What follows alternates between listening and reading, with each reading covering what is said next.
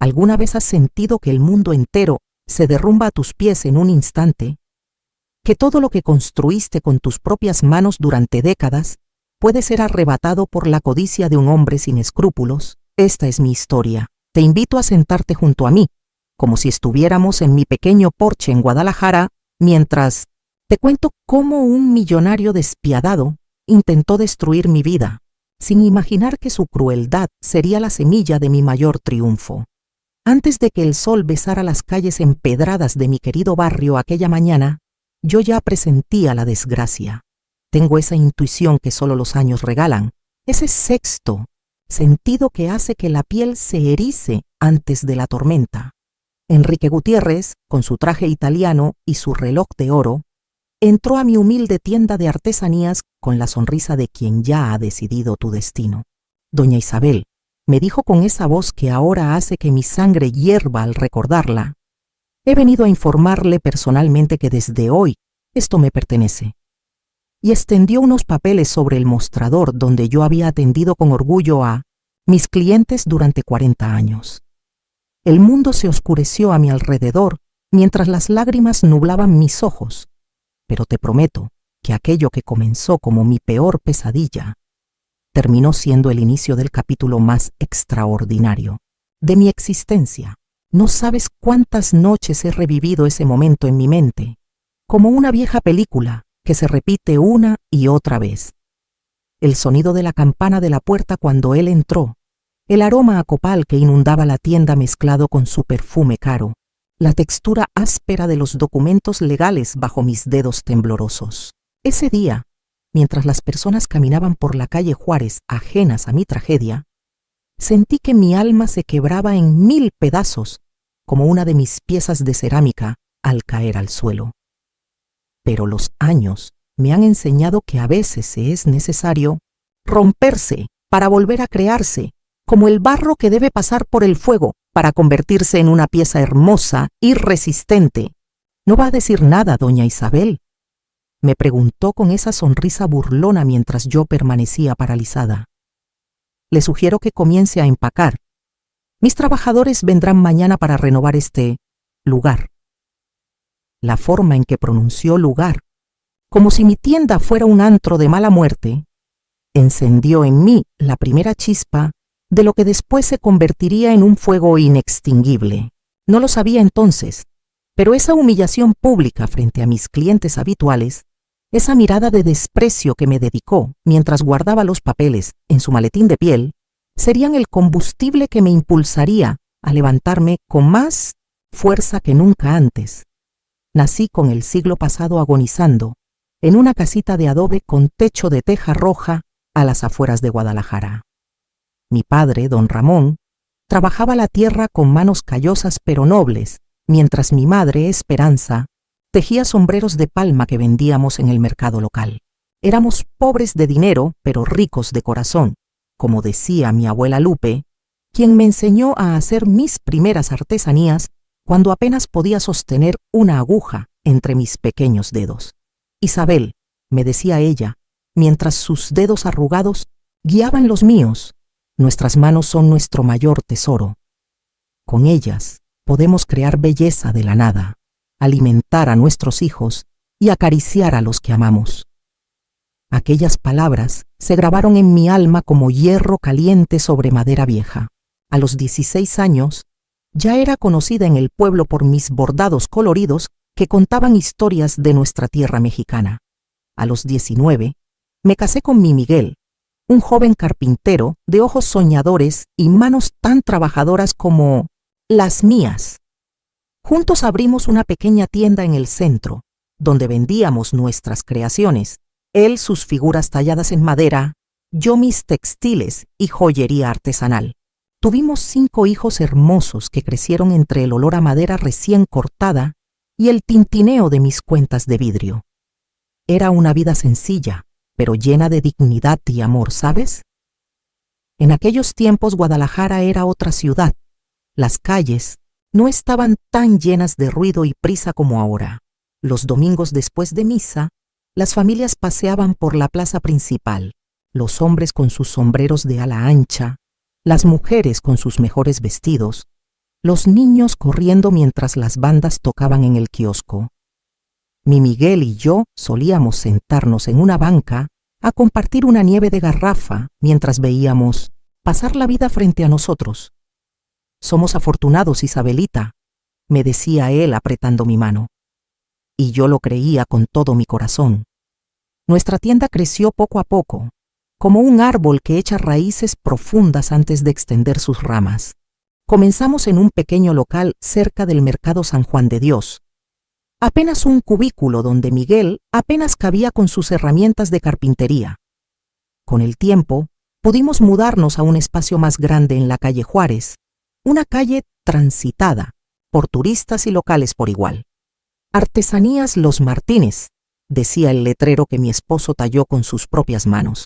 Cada mañana, al abrir las puertas de madera pesada, sentía un orgullo que solo pueden entender quienes han construido algo desde cero. Los años pasaron como páginas de un libro que se lee demasiado rápido. Nuestros hijos crecieron. Algunos se quedaron en Guadalajara, otros buscaron suerte en la capital o cruzaron la frontera norte. Miguel y yo envejecimos juntos, viendo cómo nuestras manos se arrugaban pero seguían siendo igual de hábiles. Él tallando sus maderas, yo tejiendo, bordando, creando joyería que contaba la historia de nuestra México. Y luego vino la enfermedad, un dolor en el pecho que Miguel ignoró demasiado tiempo. Cuando finalmente acudimos al médico, era tarde. 6 meses, con suerte, nos dijo el doctor sin atreverse a mirarme a los ojos. Fueron 4. 4 meses de despedida lenta, de susurros en la oscuridad, de promesas de cuidar a nuestra familia y nuestro pequeño negocio. No dejes que nadie te quite lo que construimos, Isabelita. Fueron sus últimas palabras antes de partir. Nuestro trabajo es nuestra alma. 15 años han pasado desde que enterré a mi Miguel y hasta el día en que Enrique Gutiérrez cruzó la puerta de mi tienda había cumplido esa promesa. Seguía adelante sola, adaptándome a los nuevos tiempos, enseñando el oficio a mis nietos, contratando a mujeres del barrio para satisfacer la creciente demanda de nuestras artesanías. Lo que empezó como un pequeño negocio familiar se había convertido en un referente del arte popular de Jalisco, hasta ese fatídico martes en que todo cambió. Nunca olvidaré el día que Enrique Gutiérrez cruzó por primera vez el umbral de mi tienda. Era un hombre imponente, de unos 50 años, con ese tipo de presencia que parece llenar toda la habitación. Vestía un traje que costaba más que todas mis ganancias de un año, y hablaba con esa seguridad que solo da el poder. Estoy buscando artesanías auténticas para mis hoteles boutique, me dijo mientras examinaba mis piezas con ojo crítico. Su trabajo tiene alma, señora. Al principio, sus pedidos fueron una bendición.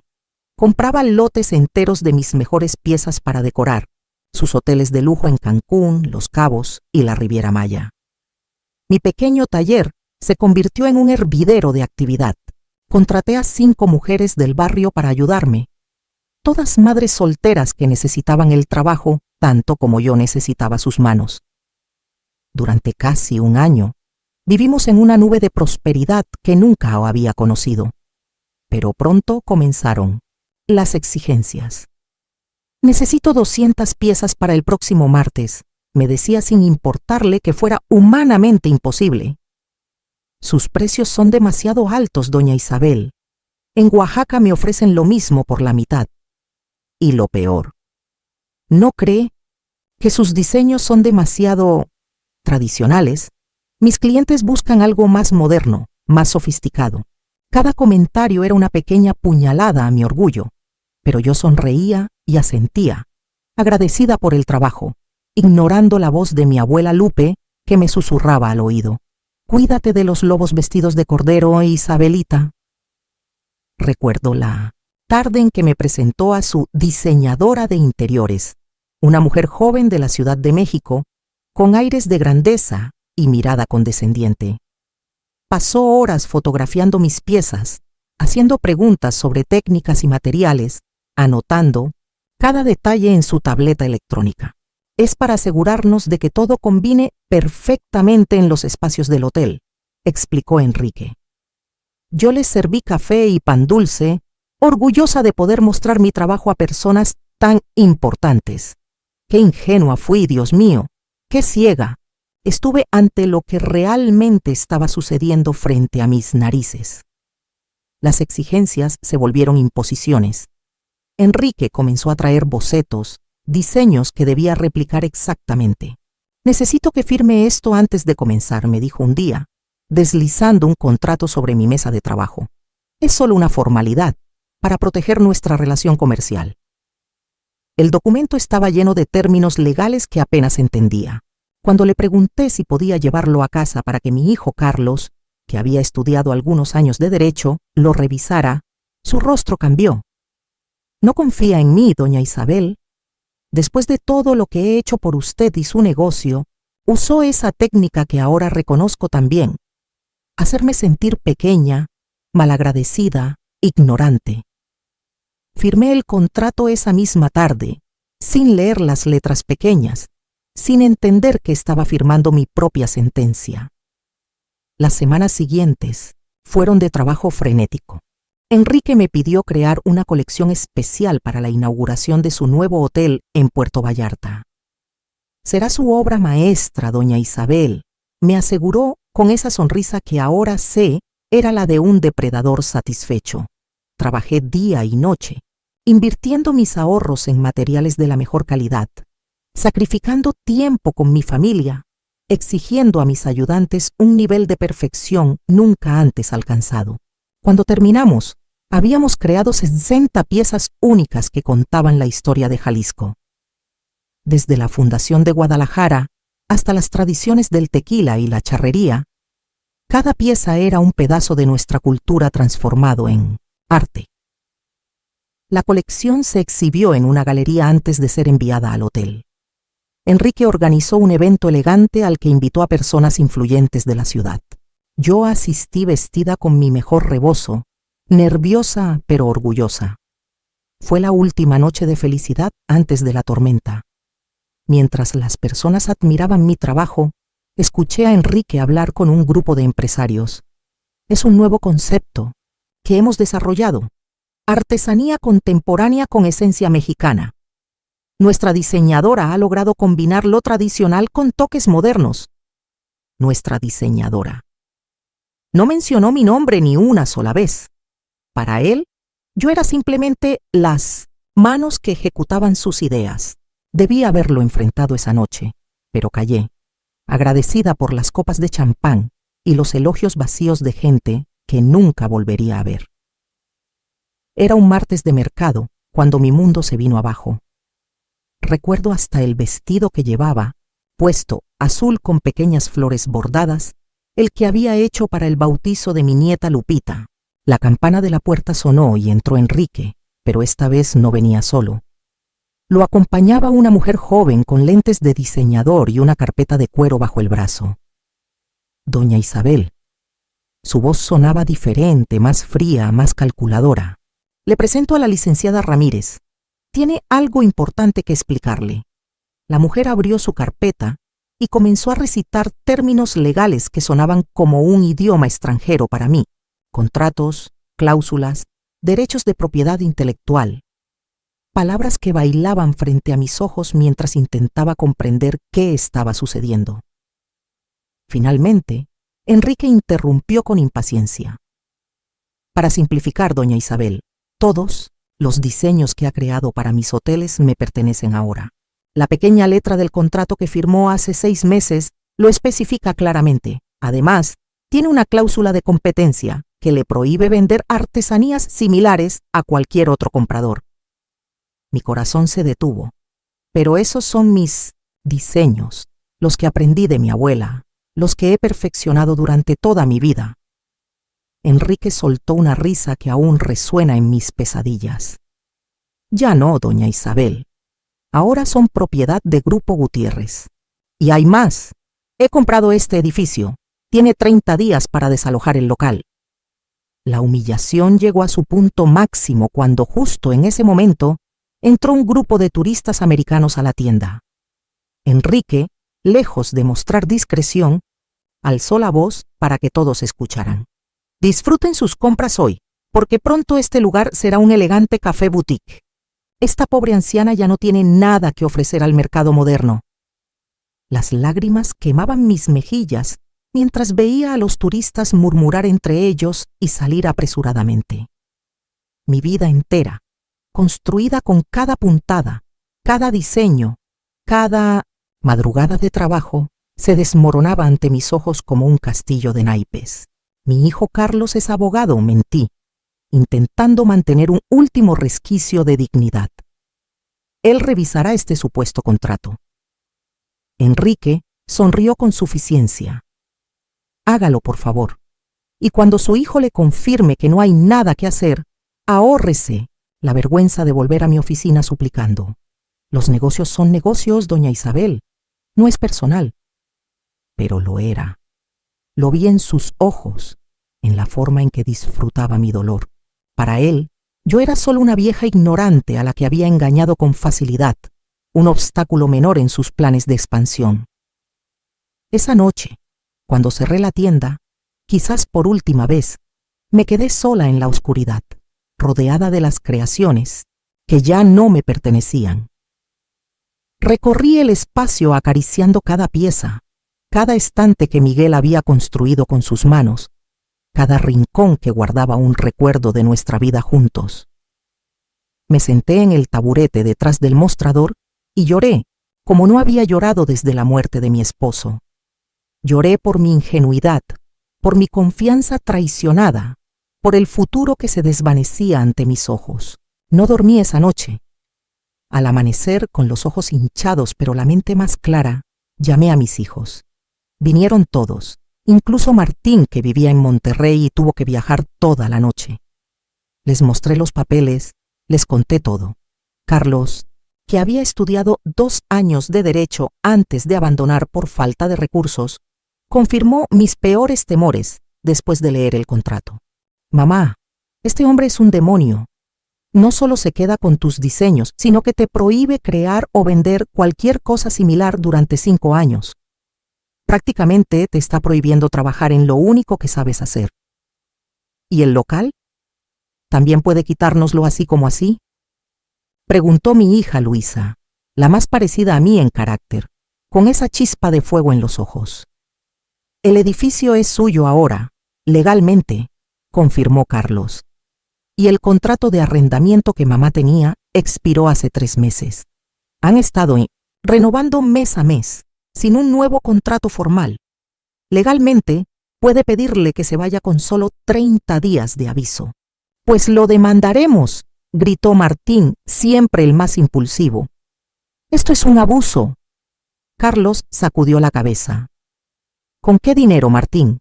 ¿Tienes idea de los abogados que tiene Gutiérrez? Nos destrozarían antes de llegar a la primera audiencia. Mi familia discutió durante horas, mientras yo permanecía en silencio, sintiendo cómo el peso de 80 años caía sobre mis hombros. Al final, no había solución, no había escape. Enrique Gutiérrez había ganado. Tendría que abandonar el lugar que había sido mi vida durante 4 décadas, y peor aún, abandonar el oficio que corría por mis venas como la propia sangre. Lo siento, mamá, dijo finalmente Carlos abrazándome. Lo siento mucho. Pero yo ya no lloraba. Algo dentro de mí se había endurecido, como el barro que se transforma en cerámica al pasar por el fuego. No es tu culpa, hijo, le dije con una calma que sorprendió a todos, incluso a mí misma. La vida nos enseña de maneras extrañas, y esta vieja todavía tiene mucho que aprender y que enseñar. Los días siguientes fueron los más difíciles de mi larga vida. Peores que cuando enterré a mi Miguel hace 15 años, porque entonces al menos tenía mi trabajo para mantener mis manos y mi mente ocupadas. Ahora solo tenía un vacío inmenso y 30 días para abandonar el lugar que había sido mi segundo hogar. Mi hijo mayor, Carlos, quería demandar a Enrique. Mamá, lo que hizo es ilegal. Tiene que haber una manera, pero los abogados que consultamos fueron claros. El contrato estaba redactado impecablemente. Había caído en una trampa perfectamente, ejecutada por alguien que conocía todos los recovecos legales que yo, con mi educación primaria incompleta, jamás hubiera podido detectar. Una noche, sentada en la mecedora que Miguel me había tallado como regalo de nuestro 30º aniversario, toqué fondo. La casa estaba silenciosa. Mis hijos se habían marchado después de otra tarde de discusiones inútiles sobre qué hacer. Tomé la decisión más cobarde de mi vida: acabar con todo. Llené un vaso con las pastillas para dormir que el doctor me había recetado y lo puse frente a mí en la mesita de centro. Fue entonces cuando escuché el llanto. Mi nieta Sofía, de apenas 8 años, estaba parada en el umbral de la sala, con su pequeño cuerpo temblando. «Abuelita, ¿por qué estás tan triste? ¿Ya no nos quieres?». Aquellas palabras inocentes fueron como un rayo de luz en mi oscuridad. ¿Qué estaba haciendo? ¿Qué ejemplo daría a mis nietos si me rendía así? Guardé las pastillas y extendí mis brazos hacia ella. Mientras la acunaba contra mi pecho, sentí que algo dentro de mí, algo que creía muerto, comenzaba a arder nuevamente. «Claro que los quiero, mi cielo», le susurré al oído. «Y por ustedes, la abuelita va a luchar como nunca antes». Los días se convirtieron en un desfile gris de empacar recuerdos, clasificar inventario, despedirme silenciosamente de cada rincón de la tienda. Las clientas habituales venían a expresar su tristeza, algunas incluso lloraban conmigo. «¿Dónde encontraremos ahora sus maravillas, doña Isabel?», me preguntaban.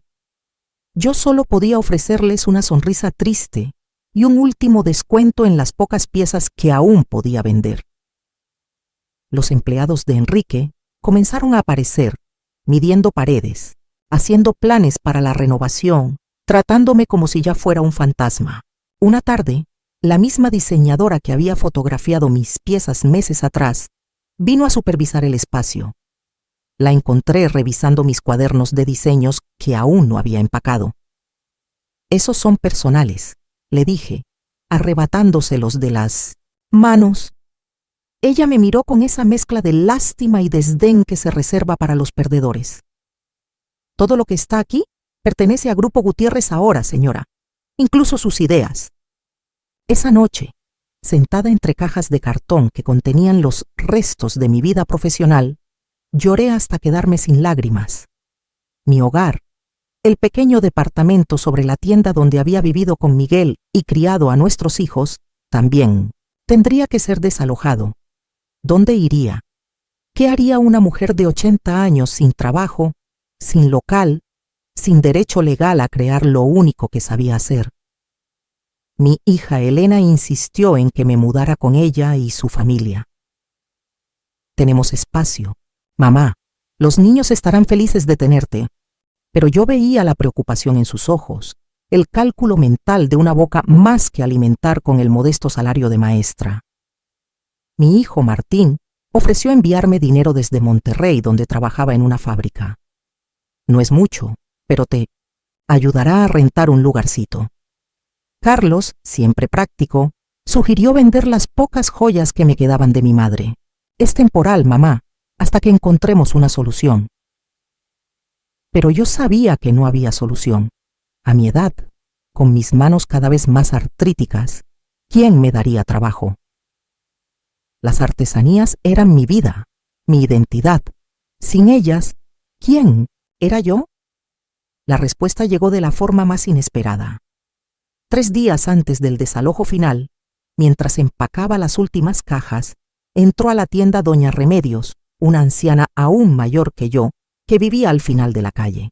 Casi nunca salía de su casa, pero todos la respetábamos por su sabiduría y por los remedios herbales que preparaba para curar todo tipo de males.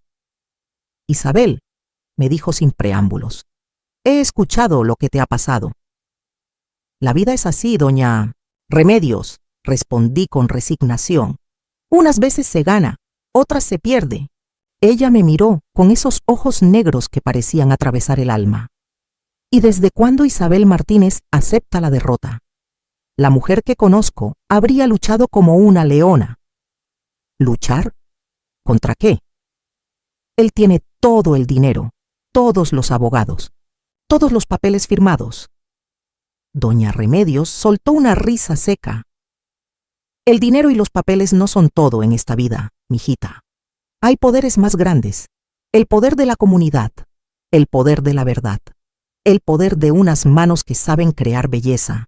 Se acercó y tomó mis manos entre las suyas, observando cada arruga, cada cicatriz de décadas trabajando.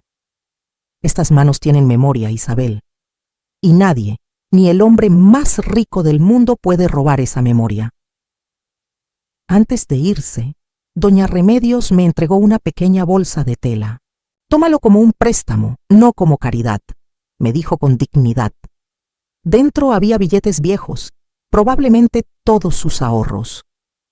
Para que empieces de nuevo, donde sea, como sea. Pero no te rindas, Isabel. Hay mucha gente que te necesita, aunque tú no lo sepas todavía. Esa noche, por primera vez en semanas, dormí profundamente. Y en mis sueños vi a mi Miquel sentado en su banco de carpintero, trabajando en una pieza de madera. Recuerda lo que te enseñé, Isabelita, me decía sin alzar la vista de su trabajo. Cuando la madera se rompe, no la tiras.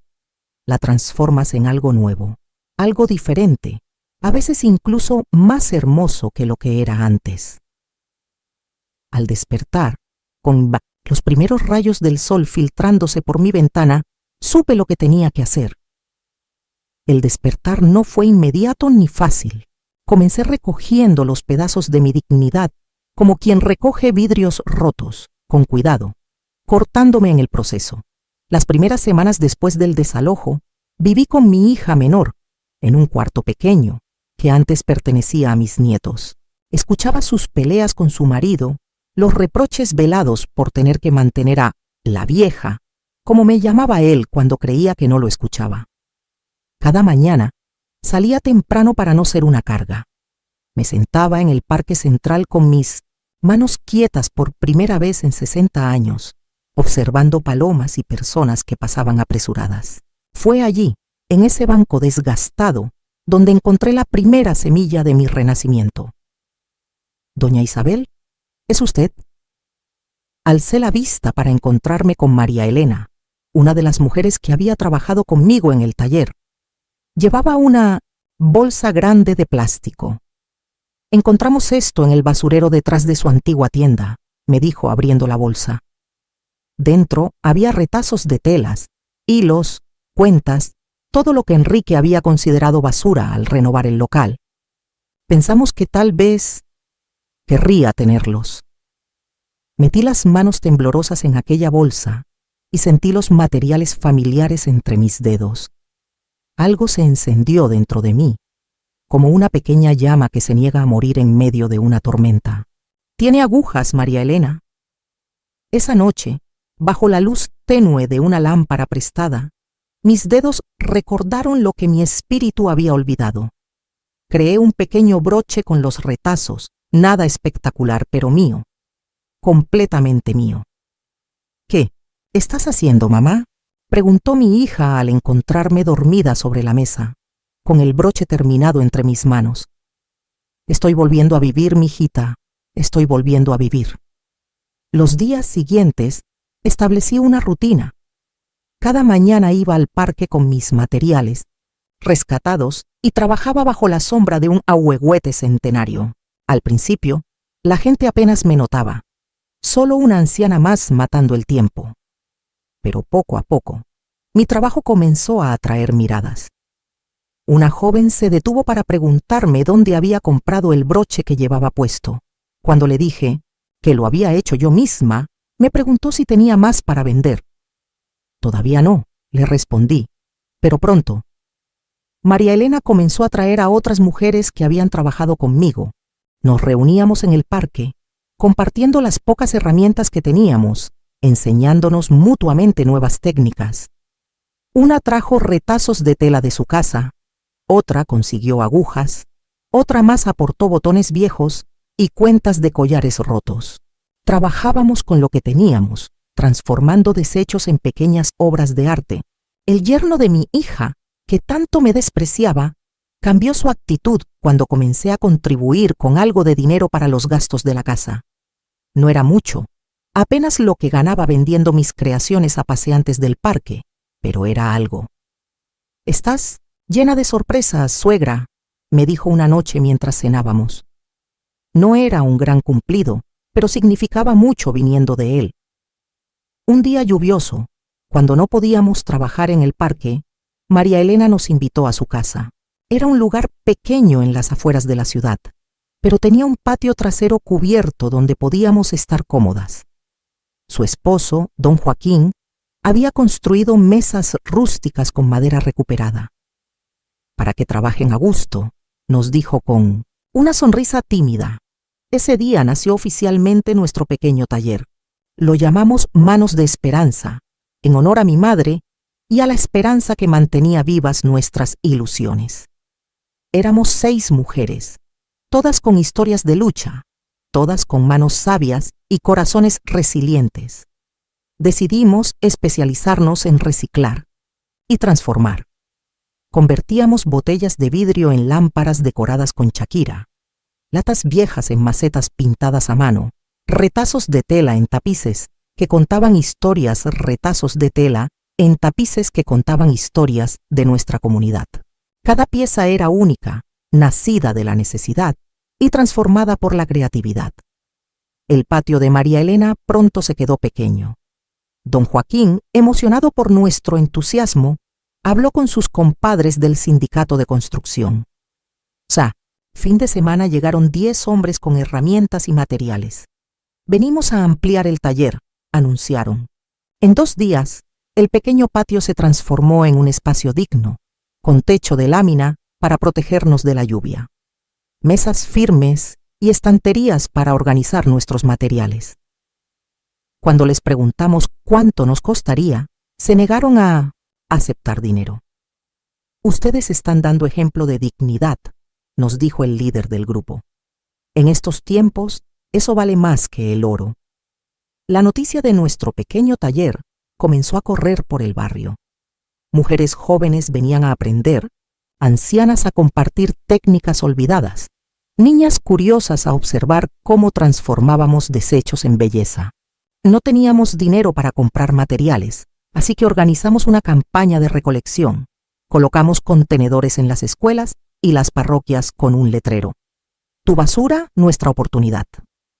Pronto estábamos inundadas de botellas, latas, telas, botones, cualquier cosa que la gente iba a tirar, pero que en nuestras manos podría tener una segunda vida.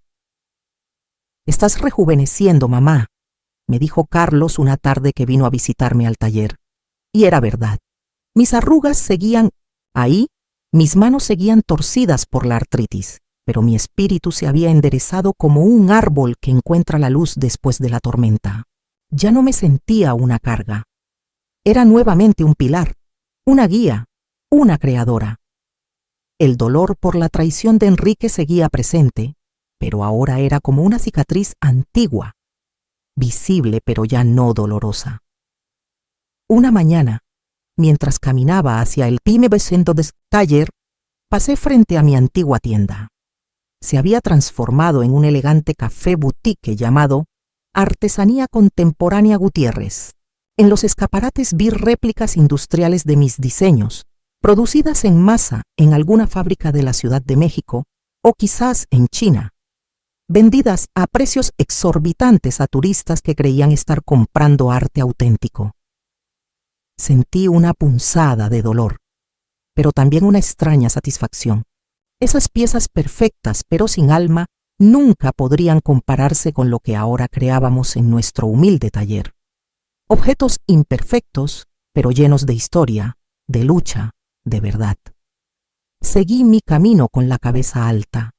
Ya no tenía tiempo para mirar atrás. Había demasiado por hacer, demasiadas manos que guiar, demasiada belleza por crear en el poco tiempo que me quedaba en este mundo. Necesitaba espacio, aire, libertad para crear sin miradas de lástima o reproches silenciosos. Con los pocos ahorros que me quedaban y el préstamo de Doña Remedios, alquilé un cuartito en las afueras de la ciudad.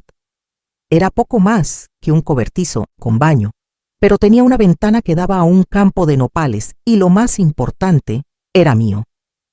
«Te has vuelto loca, mamá», me dijo Carlos cuando lo llevé a conocer mi nuevo hogar. «¿Cómo vas a vivir aquí sola a tu edad? He sobrevivido a una guerra, a la muerte de tu padre y a la traición de un malnacido». Le respondí con una firmeza que lo dejó mudo. «Creo que puedo sobrevivir a un poco de soledad».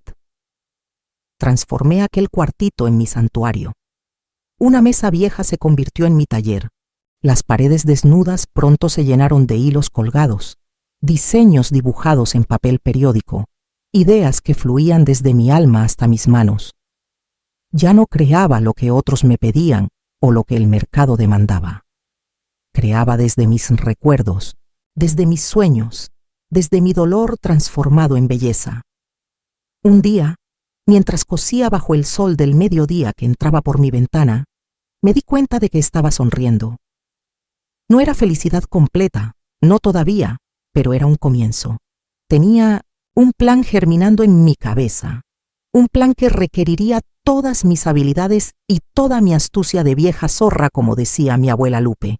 «Enrique Gutiérrez», susurré al viento, «no sabes lo que has provocado». Mi pequeña casa pronto se convirtió en un lugar de peregrinación para las mujeres del taller. Venían a consultar dudas, a mostrarme sus creaciones, a simplemente sentarse conmigo y compartir historias mientras trabajábamos. Sin darme cuenta, había creado una escuela informal, un lugar donde se transmitía no solo técnica, sino también resiliencia, dignidad y esperanza. Empecé a experimentar con diseños radicalmente diferentes a los que Enrique había robado. Si él tenía los derechos sobre mis bordados tradicionales, mis joyerías con motivos prehispánicos y mis textiles coloridos, yo crearía algo completamente nuevo. Comencé a utilizar materiales inusuales, alambre de cobre recuperado de electrodomésticos, desechados, fragmentos de espejos rotos, incluso llaves viejas y piezas de relojes abandonados. Mis manos, que conocían el lenguaje de la creación desde niña, encontraron nuevas formas de expresarse.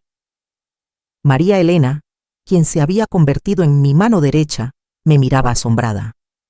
«Doña Isabel, esto no parece hecho por usted. Es diferente, más atrevido». «Es que ya no soy la misma, mijita», le respondía yo con una sonrisa enigmática. La Isabel que creaba para complacer a otros murió el día que Enrique me traicionó. Esta nueva Isabel crea para liberar su alma. 6 meses después de mi desalojo, había creado una colección completa de piezas que desafiaban cualquier categorización. No eran joyería tradicional, ni artesanía típica, ni arte contemporáneo. Eran testimonios de una vida quebrada y reconstruida, objetos que contaban la historia de una caída y un renacimiento. Los llamé simplemente resurrección. «¿Y ahora qué haremos con ellos, doña Isabel?», preguntó Lucía, la más joven de nuestro grupo, mientras contemplábamos las piezas expuestas sobre mi cama, el único espacio suficientemente grande en mi pequeña casa. «Ahora, mijitas, vamos a hacer lo que las mujeres siempre hemos hecho cuando el mundo nos da la espalda. Vamos a crear nuestro propio mundo». Con la ayuda de Carlos, quien finalmente había entendido mi visión, redactamos un plan de negocio, simple pero ambicioso. No podíamos vender en tiendas locales por la restricción legal impuesta por Enrique, pero nada nos impedía vender directamente a clientes fuera de la ciudad, o mejor aún, fuera del país. El hijo de María Elena, que trabajaba en una empresa de tecnología, nos ayudó a crear una página web básica. Mi nieta Sofía, ya con 9 años, sugirió el nombre, La Abuela Rebelde. «Porque eso eres, abuelita», me dijo con esa sabiduría que solo los niños poseen. «Te rebelaste contra la tristeza». Tomamos fotografías de nuestras creaciones con el celular de Lucía. No eran imágenes profesionales, pero mostraban la esencia de cada pieza. Carlos traduzco la descripción al inglés, y mi nieto Miguel, que había estudiado diseño gráfico, creó un logo simple pero poderoso. Una mano arrugada sosteniendo una mariposa hecha de alambre. Lanzamos nuestra página sin expectativas, solo con la esperanza de vender lo suficiente para mantener vivo nuestro taller y quizás, con suerte, para que yo pudiera pagar el alquiler sin depender completamente de mis hijos. Lo que sucedió después cambiaría nuestras vidas para siempre. El mercado dominical de San Juan de Dios siempre ha sido un hervidero de vida. Desde tiempos coloniales, artesanos, comerciantes y compradores se reúnen bajo su enorme techumbre para intercambiar no solo mercancías, sino también historias, risas y a veces destinos. Fue allí, entre puestos de fruta fresca y sombreros de palma, donde el azar, o quizás algo más poderoso, colocó en mi camino a Eleanor Johnson. Yo había ido a comprar chiles secos y especias. Con el poco dinero que ganaba de nuestras primeras ventas en línea, podía permitirme pequeños lujos como cocinar mi propio mole, algo que no había hecho desde la tragedia. Estaba regateando el precio de los cominos cuando sentí una presencia a mi espalda. «Disculpe, ¿usted es Isabel Martínez?» Me giré para encontrarme con una mujer alta, de unos 50 años, cabello rubio canoso cortado muy corto y ojos de un azul intenso que contrastaba con su piel bronceada. Llevaba ropa sencilla pero de calidad, y un collar que reconocí inmediatamente como una de mis creaciones, una pieza que había vendido años atrás. «Depende de quién pregunte», respondí con la cautela que había aprendido a mantener. Ella sonrió, mostrando arrugas de expresión alrededor de sus ojos. «Soy Eleanor Johnson, curadora del Museo de Arte Contemporáneo de Santa Fe. Y si usted es la creadora de Resurrección, he viajado 3000 kilómetros para conocerla». Mi corazón dio un vuelco. Nuestra página web había recibido algunas visitas, habíamos vendido algunas piezas a extranjeros, pero jamás imaginé que alguien de un museo vendría a buscarme. «Me temo que está confundida», dije, pensando en las restricciones legales. «Ya no creo ese tipo de artesanías». Eleanor sacó su teléfono y me mostró la imagen de uno de mis nuevos broches. Una pieza compleja, hecha con alambre de cobre trenzado, fragmentos de cerámica rota y pequeños espejos. «No hablo de sus antiguas artesanías, señora Martínez. Hablo de esto. Arte que nace del dolor y la resiliencia. Arte que transforma lo roto en algo nuevo y hermoso. Un coleccionista privado compró esta pieza y me la mostró. Tuve que encontrarla». Nos sentamos en una pequeña fonda del mercado. Mientras comíamos gorditas y bebíamos café de olla, Eleanor me contó su historia. Era hija de un diplomático americano y una mexicana de Veracruz. Había crecido entre dos mundos, sintiéndose siempre extranjera en ambos. El arte se convirtió en su lenguaje, su forma de pertenecer. Ahora dirigía un museo pequeño pero prestigioso, especializado en artistas latinoamericanos que fusionaban tradición e innovación. Estamos preparando una exposición llamada Renacimiento, Mujeres que transforman el trauma.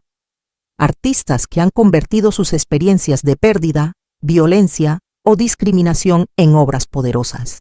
Cuando vi su pieza, supe que debía incluirla. Le conté mi historia, la traición de Enrique, el desalojo, la prohibición legal de crear mis diseños tradicionales, la desesperación, las pastillas para dormir sobre la mesa y luego el lento y doloroso proceso de reinventarme. El problema, concluí, es que no puedo exponer públicamente el contrato. Eleanor sonrió de una manera que me recordó a mi abuela Lupe cuando sabía algo que los demás no. «Señora Martínez, he revisado su situación con nuestros abogados.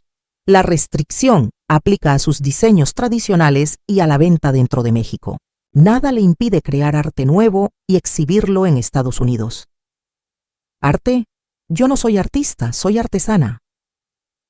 «Esa distinción es un constructo colonial que no tiene lugar en el siglo XXI», respondió con pasión. «Lo que usted crea, con su historia, su técnica y su visión, es arte del más alto nivel, y quiero que el mundo lo vea. Salimos del mercado y la llevé a mi pequeña casa. Al principio me avergonzó mostrarle mi humilde vivienda, pero Eleanor no pareció notarlo.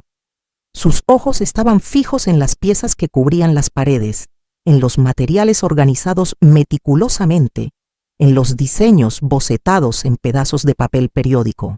«Esto es extraordinario», murmuró mientras examinaba un collar hecho con llaves antiguas y alambres de colores. «¿Cómo lo llamó?» «Puertas que no se abrieron», respondí. «Cada llave representa una oportunidad perdida, un camino no tomado, pero juntas crean algo nuevo». Pasamos horas hablando de arte, de técnicas, de significados. Por primera vez en mi vida, alguien veía mis creaciones no como productos para vender, sino como expresiones de mi alma. Eleanor tomó notas detalladas, fotografió cada pieza con una cámara profesional y me hizo 1000 preguntas sobre mi proceso creativo. Antes de marcharse, me entregó un sobre. «Es un contrato, señora Martínez. Simple, transparente, sin letra, pequeña. El Museo de Arte Contemporáneo de Santa Fe desea exhibir su colección Resurrección durante 3 meses, con opción a extensión. Todos los gastos pagados, incluyendo su viaje para la inauguración. Y esto…» Sacó un cheque que me hizo contener la respiración. «Es un adelanto por las piezas que el museo desea adquirir permanentemente para su colección». Mis manos temblaron al tomar el sobre. ¿Por qué yo? Hay tantos artistas jóvenes con educación formal. Eleanor tomó mis manos entre las suyas, mirando cada arruga, cada cicatriz de décadas de trabajo.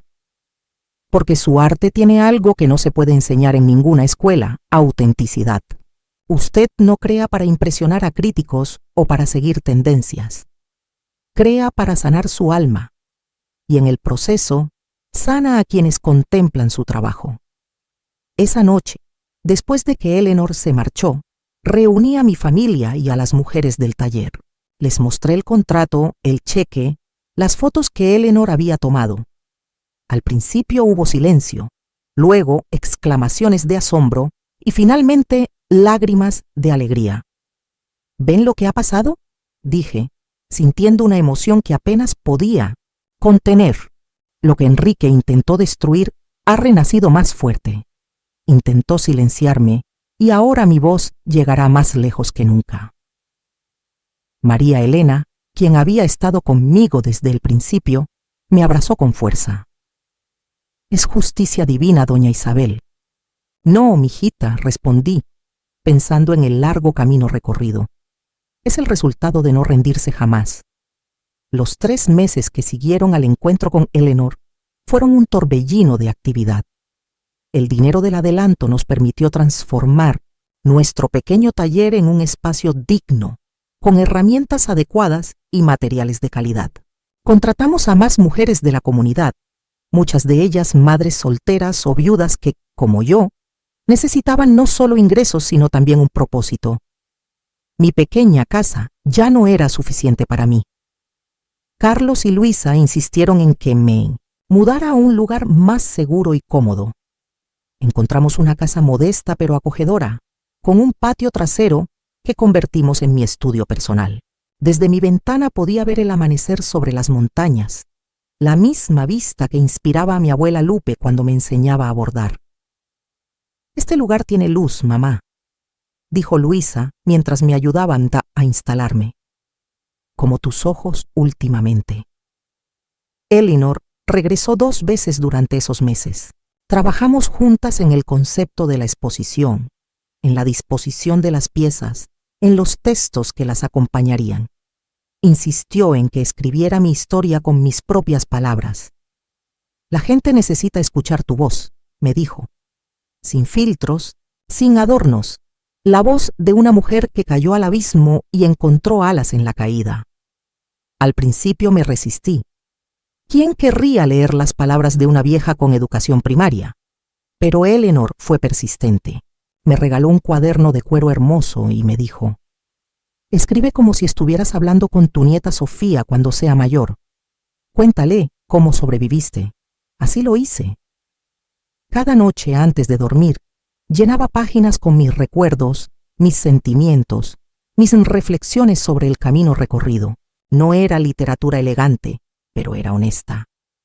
Escribía sobre el dolor de la traición, sobre la vergüenza de considerarme acabada, sobre el miedo a un futuro incierto, pero también sobre el poder transformador de la creatividad, sobre la solidaridad entre mujeres, sobre la dignidad que encontré en reinventarme cuando todo parecía perdido. Un mes antes de la exposición, Eleanor me llamó con noticias sorprendentes. La historia se ha extendido, Isabel. ART News quiere hacer un artículo sobre ti. The New York Times está interesado en una entrevista y tenemos confirmada la asistencia de coleccionistas importantes para la apertura. ¿Coleccionistas? ¿De mi trabajo? De tu arte, Isabel. Ya es hora de que te llames a ti misma artista. La palabra seguía sonando extraña en mis oídos. En mi mente, los artistas eran personas con estudios, con talleres elegantes, con nombres reconocidos, no ancianas que trabajaban en patios traseros con materiales rescatados de la basura. Pero algo estaba cambiando en mí. Cada pieza que creaba me daba más confianza, más certeza de que tenía algo valioso que ofrecer al mundo. El día antes de volar a Santa Fe para la inauguración, recibí una visita inesperada. María Elena llegó a mi casa con un pequeño paquete envuelto en papel de periódico. Es un regalo de todas nosotras, dijo con ojos brillantes, para que lo lleve mañana. Dentro había un rebozo negro, finamente bordado con hilos de todos colores. Reconocí inmediatamente el trabajo. Cada mujer del taller había bordado una sección, integrando su estilo personal, su historia, su energía. El negro representa el dolor que todas hemos sentido, explicó María Elena. Los colores son la vida que florece a pesar de todo, como usted nos enseñó. Lo abracé contra mi pecho, sintiendo el amor de cada puntada. Lo llevaré con orgullo. Mijitas, representaré a todas. El viaje a Santa Fe fue mi primera experiencia en avión. A mis 80 años, me sentía como una niña asustada y emocionada a partes iguales.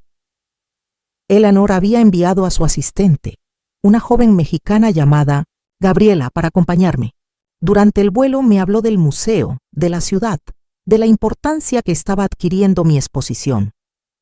Es increíble, doña Isabel. Su historia ha tocado a mucha gente. Representa algo universal, la capacidad humana de renacer de las cenizas. No he hecho nada extraordinario, mijita, le respondí, mientras miraba por la ventanilla las nubes debajo de nosotros. Solo lo que cualquier mujer haría, seguir adelante por los que ama y encontrar belleza incluso en los días más oscuros. Santa Fe me recibió con un cielo azul intenso y un aire fresco que me recordó a mi pueblo natal.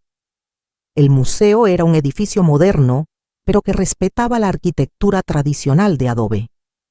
En su entrada, un enorme cartel anunciaba Resurrección, Isabel Martínez y el arte de la transformación. Debajo, una fotografía mía trabajando en mi estudio, mis manos arrugadas dando forma a un alambre que se convertía en una mariposa. Ver mi nombre y mi imagen así, tan grandes, tan importantes, me produjo una mezcla de orgullo y humildad que apenas pude procesar. Mírame, Miguel, susurré a mi esposo ausente. Mira dónde hemos llegado. La inauguración estaba programada para el día siguiente.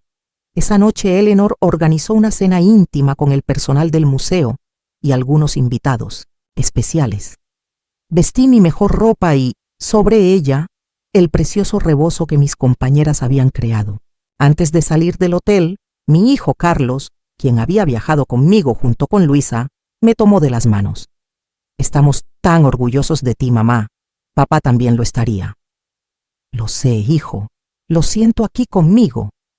Llevé su mano a mi corazón, donde siempre he llevado a Miguel desde su partida. La cena fue un evento surrealista para alguien como yo. Críticos de arte, curadores de otros museos, coleccionistas ricos.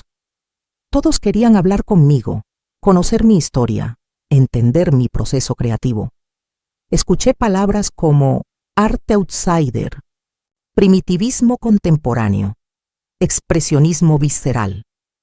Términos que no comprendía del todo, pero que, según entendí, valoraban mi trabajo desde perspectivas académicas.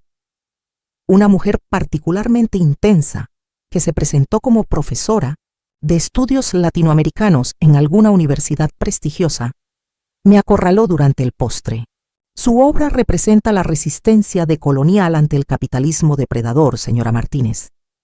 ¿Era esa su intención consciente?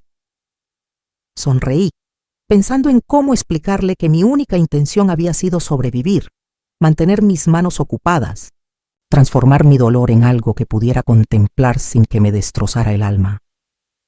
Mi intención, señora profesora, era recordarme a mí misma que sigo viva.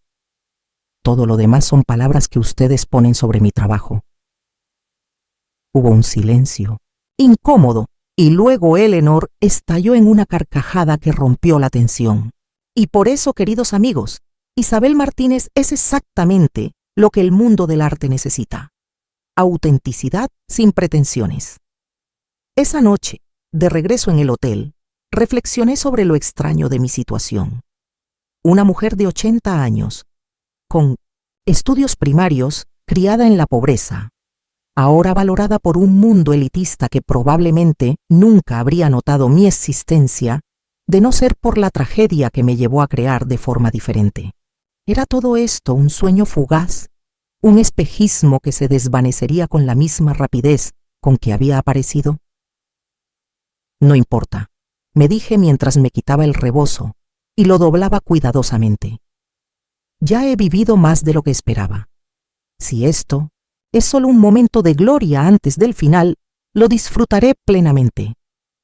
Pero el destino tenía otros planes para mí, planes que ni en mis sueños más optimistas hubiera imaginado. El día de la inauguración amaneció radiante, como si el universo quisiera regalarme un escenario perfecto para mi momento de redención. Me vestí con un sencillo vestido negro sobre el cual el rebozo multicolor destacaba como un arco iris, después de la tormenta. Mi hija Luisa insistió en maquillarme ligeramente y peinar mi cabello blanco en un moño elegante. «Hoy eres la estrella, mamá», me dijo, mientras aplicaba un poco de color a mis mejillas pálidas. «Mereces brillar». El museo estaba impresionante. Eleanor y su equipo habían transformado las salas en un recorrido por mi vida a través de mi arte. Las paredes, pintadas en tonos cálidos que recordaban a la tierra de Jalisco, exhibían no solo mis piezas, sino también fotografías de mi proceso creativo, fragmentos de mis escritos y, lo más conmovedor, testimonios de las mujeres que trabajaban conmigo en el taller. «Queríamos mostrar no solo tu arte, Isabel», me explicó Eleanor mientras recorríamos la exposición antes de que abriera al público, «sino el impacto que has tenido en tu comunidad. ¿Cómo una mujer puede elevar a otras a través de su ejemplo?»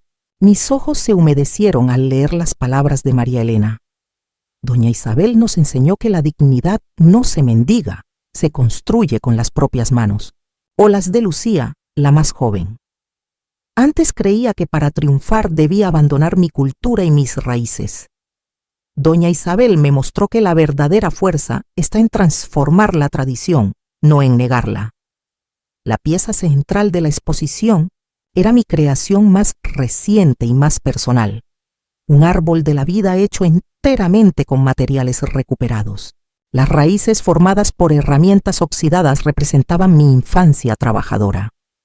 El tronco, hecho con retazos de tela de las prendas que había usado en momentos significativos, contaba mi vida adulta. Las ramas, construidas con alambres de diferentes colores, sostenían pequeños espejos donde los visitantes podían verse reflejados, simbolizando cómo nuestras historias individuales se entrelazan con las de los demás. «Es extraordinario», susurró Eleanor, contemplando la pieza con admiración. «¿Cómo lo has llamado?» «Somos todas», respondí, porque mi historia podría ser la de cualquier mujer que se ha caído y ha tenido que levantarse por sí misma. A medida que se acercaba la hora de la apertura, Los nervios comenzaron a apoderarse de mí. ¿Y si a nadie le importaba mi arte? ¿Y si todo esto era solo la generosidad de Eleanor, no un reconocimiento real a mi trabajo? Carlos, notando mi ansiedad, tomó mi mano. Recuerda lo que siempre nos decías cuando éramos niños y teníamos miedo. El miedo es solo el otro lado, de la emoción. Sus palabras me hicieron sonreír. Era cierto. A lo largo de mi vida, los momentos de mayor miedo siempre habían precedido a los de mayor crecimiento. El miedo antes de abrir nuestra primera tienda con Miguel. El miedo al quedarme viuda. El miedo tras la traición de Enrique. Siempre había sobrevivido. Siempre había encontrado un camino. Tienes razón, hijo. Y hoy no será diferente. Las puertas se abrieron a las 6 en punto. Eleanor me presentó a la multitud con palabras tan generosas que apenas me reconocí en su descripción. Habló de mi resiliencia, de mi innovación artística, de cómo mi trabajo trascendía categorías y conectaba con algo profundamente humano, la capacidad de transformar el dolor en belleza. Cuando fue mi turno de hablar, la voz me temblaba. Miré a la audiencia, críticos de arte, coleccionistas ricos, periodistas con sus cámaras. ¿Qué podía decirles yo, una anciana sencilla de Guadalajara? No he preparado un discurso elegante, comencé. Las palabras bonitas nunca han sido mi fuerte. Mis manos hablan mejor que mi boca. Risas amables recorrieron la sala. Solo quiero decirles que lo que ven aquí no es solo mi historia. Es la historia de mi madre Esperanza, quien me enseñó a bordar mientras canturreaba canciones de cuna. Es la historia de mi abuela Lupe, que convirtió la pobreza en dignidad con sus manos trabajadoras. Es la historia de mi Miguel, que me mostró que el amor verdadero se construye día a día, como una pieza de madera bien tallada. Y es la historia de todas las mujeres de mi taller, que transforman basura en tesoros porque se niegan a ser descartadas por una sociedad que no siempre valora la sabiduría de la edad o la belleza de la imperfección. Hice una pausa, buscando las palabras correctas. Alguien intentó destruirme. Creyó que al quitarme mi trabajo, mi tienda, mis diseños, me quitaría mi esencia. Pero descubrí que lo esencial no estaba en lo que creaba, sino en el acto mismo de crear. No puedo decir que le agradezco por la traición, pero reconozco que sin ese dolor nunca habría descubierto esta nueva forma de expresarme, ni estaría hoy aquí, compartiendo mi historia con ustedes. Miré a Eleanor, cuya sonrisa me daba fuerzas para continuar. Así que si mi arte les dice algo, si conecta con algo dentro de ustedes, es porque todos conocemos la caída. Todos hemos sentido el golpe del suelo duro. La diferencia está en lo que hacemos después, quedarnos tirados o crear alas con los pedazos rotos. Hubo un momento de silencio y luego la sala estalló en aplausos. Vi lágrimas en muchos ojos, incluso en los de críticos que parecían demasiado sofisticados para la emoción. Una mujer elegante se acercó y me abrazó sin palabras, solo un abrazo largo que decía más que cualquier elogio. La noche fluyó como un sueño. Las personas se detenían frente a cada pieza. Leían con atención cada fragmento de mi historia. Me hacían preguntas no solo sobre técnicas, sino sobre emociones, sobre significados. Pequeñas etiquetas rojas comenzaron a aparecer junto a mis creaciones, vendido. Una tras otra, mis piezas encontraban hogares nuevos, personas que valoraban no solo su estética, sino la historia que contenían. Hacia el final de la noche, cuando mis pies ya no podían sostenerme y mi corazón estaba tan lleno que parecía a punto de estallar, Eleanor me llevó a un lado. «Hay alguien que quiere conocerte, Isabel», me dijo con una expresión enigmática. No estaba segura de si debía permitirlo, pero creo que te corresponde a ti decidir. La seguí a una pequeña sala lateral, y allí, parado junto a la ventana con una copa de vino en la mano, estaba un hombre que reconocí al instante a pesar de los años y los cambios. Enrique Gutiérrez. Había envejecido. Su cabello, antes negro como el carbón, Estaba ahora completamente blanco. Su rostro mostraba líneas profundas de preocupación y su postura ya no tenía la arrogancia que recordaba. Al verme, dejó la copa sobre una mesa cercana y dio un paso hacia mí, deteniéndose inseguro. «Doña Isabel», dijo con voz queda, «ha pasado mucho tiempo». Sentí un torbellino de emociones, rabia, tristeza, pero sorprendentemente, también, compasión. Este hombre había intentado destruirme y, sin embargo, parecía ahora tan pequeño, tan insignificante frente a lo que yo había construido. «¿Qué hace aquí, señor Gutiérrez?», pregunté, mi voz firme pero sin hostilidad. «Leí sobre su exposición en RT News», respondió mirando sus manos. «Necesitaba verlo por mí mismo. Necesitaba...» Hizo una pausa, como buscando las palabras correctas. Necesitaba pedirle perdón. Eleanor me dio un ligero apretón en el brazo. «Estaré afuera si me necesitas», susurró dejándonos solos. Caminé lentamente hasta la ventana, mirando las luces de Santa Fe brillar en la noche. Enrique se mantuvo en silencio, esperando. «¿Sabe qué es lo más extraño, señor Gutiérrez?», dije finalmente. «Que no lo odio. Debería, pero no puedo. El odio requiere energía, y toda mi energía ha ido a reconstruir lo que usted intentó destruir». «Lo que hice fue imperdonable», dijo, su voz quebrada. «Usé mi poder y mi conocimiento para aprovecharme de su confianza. Lo justifiqué como negocios, pero siempre supe que era crueldad pura». Lo miré directamente por primera vez. Sus ojos, antes fríos y calculadores, mostraban ahora un dolor genuino. «¿Por qué lo hizo?», suspiró profundamente. «Porque pude, porque estaba acostumbrado a tomar lo que quería sin consecuencias, porque...» Se detuvo tragando saliva. «Porque en el fondo sabía que su talento era auténtico y el mío, si alguna vez lo tuve, se había secado hace años. Era más fácil robar su creatividad que enfrentar mi propia mediocridad». Sus palabras me sorprendieron. Nunca había imaginado a Enrique Gutiérrez, el poderoso empresario, como alguien inseguro, como alguien que se sentía inadecuado. Su tienda comenzó, y noté que le costaba continuar. El café boutique cerró hace 2 años. Las réplicas industriales de sus diseños nunca tuvieron el alma de los originales. La gente lo notaba, aunque no supiera exactamente por qué. Mi imperio se fue desmoronando, contrato tras contrato. Y mientras yo caía, usted resurgía, más fuerte, más auténtica. Sentí una extraña mezcla de satisfacción y lástima. No era venganza lo que había buscado, pero había una justicia poética en que su engaño eventualmente lo hubiera perjudicado a él mismo. Vine a Santa Fe no solo para pedirle perdón, doña Isabel, sino para entregarle esto. Sacó un sobre de su chaqueta y me lo tendió con mano temblorosa. Dentro había un documento legal, redactado en términos claros y sencillos.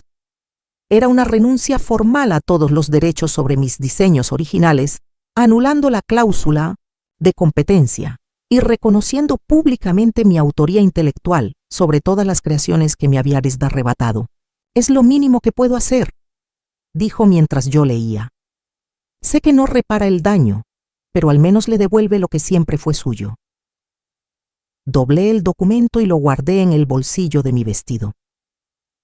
Había imaginado este momento tantas veces, enfrentarme a Enrique, hacerle sentir aunque fuera una fracción del dolor que me había causado. Pero ahora, viéndolo derrotado por sus propias acciones, no sentía el triunfo que había esperado, solo una tranquila certeza de que el círculo se había cerrado. «Gracias», dije simplemente.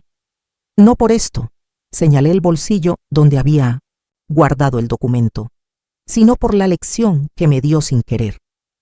Me enseñó que lo único que realmente nos pertenece es nuestra capacidad de crear, de reinventarnos. Eso no se puede robar con contratos ni con engaños. Me miró con algo parecido a la admiración. Usted es extraordinaria, doña Isabel. Siempre lo supe, incluso cuando la traicioné. No, señor Gutiérrez. Solo soy una mujer que se negó a ser definida por lo que le quitaron. Me dirigí hacia la puerta, pero antes de salir, me volví una última vez. Espero que encuentre paz y que algún día redescubra su propia creatividad, si es que realmente la tuvo. Salí de la sala con la espalda recta y la cabeza alta, sintiendo un peso liberarse de mis hombros que no sabía que seguía cargando. Mi familia me esperaba afuera, preocupados por mi larga ausencia. ¿Estás bien, mamá?, preguntó Luisa, notando mi expresión pensativa. Mejor que nunca, mijita, respondí con una sonrisa serena. Acabo de cerrar un capítulo muy viejo de mi vida. Esa noche, mientras mi familia celebraba el éxito de la exposición en el hotel, yo me senté sola en el balcón de mi habitación, contemplando las estrellas brillantes sobre las montañas de Santa Fe. Pensé en mi Miguel, en mi madre Esperanza, en mi abuela Lupe. Pensé en las mujeres del taller que habían confiado en mi visión. Pensé en el largo y doloroso camino que me había llevado hasta este momento de plenitud. La vida tiene formas extrañas de enseñarnos, ¿verdad, Miguel?, susurré al cielo estrellado. A veces necesitamos perderlo todo para encontrar lo que nunca supimos que buscábamos. El regreso a Guadalajara después de la exposición fue un torbellino de emociones. La noticia de mi éxito en Santa Fe se había extendido como fuego en paja seca. Periodistas locales me esperaban en el aeropuerto, ansiosos por conocer la historia de la abuela artista que había conquistado las galerías internacionales. Me sentía como en un sueño, observando todo desde cierta distancia, como si le estuviera sucediendo a otra persona. ¿Cómo se siente ser reconocida mundialmente a su edad, doña Isabel?, preguntó una joven reportera, micrófono en mano. Como si la vida me hubiera guardado el mejor postre para el final, respondí con una sonrisa que hizo reír a todos. La verdadera sorpresa llegó cuando volvimos a nuestro taller. Lo que antes era un espacio modesto en el patio de María Elena, ahora parecía un hormiguero de actividad. Mujeres de todas las edades, algunas que ni siquiera conocía, trabajaban en mesas improvisadas. Un letrero casero, pero digno, anunciaba: Manos de Esperanza, taller de arte comunitario. María Elena corrió a abrazarme, lágrimas de alegría corriendo por sus mejillas. Doña Isabel, su éxito es nuestro éxito. Desde que salió la noticia de su exposición, no hemos parado. Todo el mundo quiere aprender, todo el mundo quiere ser parte de esto. Recorrí el taller ampliado, saludando a caras conocidas y nuevas. Niñas de 12 años aprendiendo junto a abuelas de 70, mujeres profesionistas que venían después de sus trabajos, madres solteras que habían encontrado una comunidad de apoyo, todas creando belleza a partir de materiales desechados, todas transformando sus historias en arte. Esto es más de lo que jamás soñé, murmuré, abrumada por la emoción. Y hay más, dijo María Elena tomándome del brazo. Me llevó a una mesa donde una mujer joven tecleaba en una computadora. Tenemos pedidos, doña Isabel, muchos pedidos, de galerías en Ciudad de México, en Los Ángeles, en Nueva York, gente que vio su exposición en línea y quiere piezas de nuestro taller. Era abrumador y hermoso a la vez. Lo que había comenzado como mi forma personal de supervivencia se había convertido en un movimiento, en una oportunidad para mujeres que, como yo, habían sido subestimadas, olvidadas o abandonadas por la sociedad. Esa noche, después de compartir con todas las historias de mi viaje, me senté a reflexionar. El documento que Enrique me había entregado en Santa Fe quemaba en mi cajón. Era mi derecho volver a crear los diseños tradicionales que me habían arrebatado, volver a vender a los mercados que me habían prohibido. Podría reabrir mi tienda, recuperar lo que era mío por derecho, pero mientras observaba las nuevas creaciones del taller, audaces, innovadoras, llenas de vida y significado personal, me di cuenta de una verdad importante: no quería volver atrás. La traición de Enrique me había obligado a explorar nuevos caminos, a descubrir una voz artística que nunca la habría encontrado de otra manera. Regresar a mis antiguos diseños sería como volver a encerrarme en una jaula cuya puerta ahora estaba abierta. A la mañana siguiente reuní a todas las mujeres del taller. Tengo una noticia importante, les dije, sosteniendo el documento legal. Les expliqué lo que significaba, que ahora podríamos crear y vender los diseños tradicionales que tanto éxito habían tenido en el pasado. Hubo murmullos de emoción. Muchas ya calculaban los beneficios económicos que esto podría traer. Pero he tomado una decisión, continué. No vamos a volver atrás. No vamos a crear lo que el mercado espera de nosotras, lo que los turistas buscan cuando quieren llevarse un pedacito de México estereotipado. Vamos a seguir adelante, creando arte que hable de nuestras verdaderas experiencias, de nuestros dolores y alegrías, de nuestras luchas y victorias. Arte que transforme lo que otros desechan, como la sociedad a veces nos desecha a nosotras. Hubo silencio, y por un momento temí haber decepcionado a estas mujeres que confiaban en mí. Pero entonces, Lucía, la más joven, se levantó. Doña Isabel tiene razón, dijo, con una pasión que me sorprendió. Lo que hacemos ahora es único, es nuestro. No es lo que los extranjeros esperan ver cuando vienen a México, es lo que realmente somos, mujeres resilientes que transforman la adversidad en belleza. Una a una, las demás mujeres asintieron, expresando su acuerdo. Comprendí entonces que no era solo mi visión, era algo que todas sentían, algo que habíamos construido juntas. No éramos artesanas produciendo souvenirs, éramos artistas expresando verdades universales a través de nuestras experiencias personales. Los meses siguientes fueron de trabajo intenso, pero gozoso. Expandimos el taller, establecimos un sistema justo de reparto de beneficios, creamos programas de enseñanza para jóvenes de barrios marginales. El dinero de las ventas de mi exposición en Santa Fe financió becas para que las mujeres del taller pudieran formarse en administración, marketing, diseño digital. Herramientas que yo nunca tuve y que ahora les permitirían llevar nuestro proyecto mucho más lejos de lo que yo jamás podría. Eleanor regresó a Guadalajara para organizar una exposición local de nuestro trabajo colectivo. Esta vez, no solo mis piezas se exhibieron, sino creaciones de todas las mujeres del taller. Cada una contaba su historia, cada una expresaba su visión única. La exposición fue un éxito rotundo. Personas que me habían conocido toda la vida venían a felicitarme, muchas con lágrimas en los ojos. Siempre supe que eras especial, Isabel, me decían, aunque en su mirada podía ver que no era verdad. Nunca me habían visto realmente hasta ahora, pero no los culpaba. Yo misma no había reconocido mi potencial hasta que la adversidad me obligó a descubrirlo.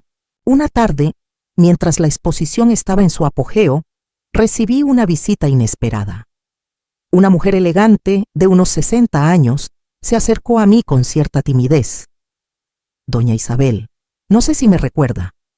Soy Patricia Ramírez, la abogada que acompañó a Enrique Gutiérrez el día que me quitaron todo. Completé reconociéndola. Claro que la recuerdo, licenciada. Ella bajó la mirada, visiblemente incómoda. He venido a pedirle perdón. Lo que hicimos fue legal, pero inmoral. Yo lo sabía entonces, pero me dije que solo hacía mi trabajo. Ver ahora lo que usted ha logrado, cómo ha transformado esa injusticia en algo tan hermoso y significativo, me hace cuestionar todas mis decisiones profesionales. La miré largamente. 5 años atrás, esta mujer había sido cómplice de mi humillación, una figura fría y profesional que ejecutaba órdenes sin cuestionarlas. Ahora parecía sinceramente arrepentida. ¿Sabe, licenciada? He aprendido que el perdón no es algo que se da a los demás. Es un regalo que uno se hace a sí mismo. La perdoné hace mucho tiempo, no por usted, sino porque no quería que el rencor envenenara mi corazón. Sus ojos se llenaron de lágrimas. Gracias. No lo merezco, pero gracias. Todos merecemos una segunda oportunidad, respondí, pensando en mi propio renacimiento. La pregunta es, ¿qué hará con la suya? Se marchó poco después, pero sus palabras quedaron resonando en mi mente. ¿Cuántas personas como ella, profesionales, educadas, con poder, tomaban decisiones que afectaban profundamente a los más vulnerables sin detenerse a considerar las consecuencias humanas? Y más importante aún, ¿cuántos de ellos tendrían el valor de reconocer sus errores y cambiar? Esa noche, sentada en mi estudio bajo la luz de una lámpara vieja que Miguel había reparado décadas atrás, comencé a escribir. No era mi historia esta vez, sino reflexiones sobre el poder transformador del arte, sobre la dignidad inherente a cada ser humano, sobre cómo las comunidades de mujeres pueden constituir redes de apoyo capaces de desafiar sistemas opresivos. No sabía si alguien leería alguna vez aquellas palabras, pero sentía la necesidad de articularlas, de dejarlas como legado para las jóvenes que vendrían después, para mis nietas, para las hijas de mis compañeras del taller. Quería que supieran que el valor de una persona no está determinado por su educación formal, por su posición social o por el reconocimiento externo. Está en su capacidad de mantenerse fiel a sí misma, de crear belleza incluso en las circunstancias más adversas, de tender la mano a otros que sufren. El verdadero arte, escribí esa noche, no es el que cuelga en museos prestigiosos, aunque estoy agradecida de que el mío haya llegado tan lejos. El verdadero arte es el que transforma al creador, al espectador y a la comunidad que lo rodea. Es un puente entre almas, un testimonio de nuestra humanidad compartida, y está al alcance de cualquiera que tenga el valor de mirar honestamente su dolor y convertirlo en un don para los demás. Un año después de mi exposición en Santa Fe, nuestro taller Manos de Esperanza se había transformado por completo. Lo que comenzó como un pequeño grupo de mujeres trabajando en un patio trasero, era ahora una cooperativa formal con más de 50 miembros, un espacio propio en el centro de Guadalajara y pedidos de todo el mundo. La transición no fue fácil. Pasar de un proyecto informal a una organización estructurada requirió aprender habilidades que nunca pensé necesitar a mis 80 años. Contabilidad básica, principios de administración, incluso nociones de comercio internacional. Pero mis hijos y nietos estuvieron a mi lado, apoyándome en cada paso, traduciendo términos complejos a un lenguaje que pudiera comprender, celebrando cada pequeño avance. Lo más hermoso fue ver cómo las mujeres más jóvenes del taller asumían naturalmente roles de liderazgo. Lucía, con apenas 23 años, se convirtió en nuestra directora de comunicación, manejando las redes sociales y el sitio web con una facilidad que me parecía mágica. María Elena coordinaba la producción con la eficiencia de quien ha administrado una familia numerosa con recursos escasos. Cada mujer aportaba sus talentos específicos, creando una red de apoyo donde todas éramos valoradas. Una mañana de abril, mientras tomaba mi café en el pequeño jardín de mi casa, recibí una llamada inesperada de Eleanor. Isabel, tengo noticias extraordinarias. Su voz vibraba de emoción. El Museo Nacional de Arte Popular en Ciudad de México quiere dedicarte una exposición retrospectiva, no solo tus nuevas creaciones, sino toda tu trayectoria, incluyendo los diseños tradicionales que te fueron arrebatados. Mi corazón dio un vuelco. El Museo Nacional era la institución más prestigiosa de México en el ámbito de las artes populares. Artesanos de todas las regiones soñaban con ver sus obras exhibidas allí algún día. ¿Estás segura, Eleanor? Ese museo generalmente exhibe tradiciones centenarias, técnicas ancestrales.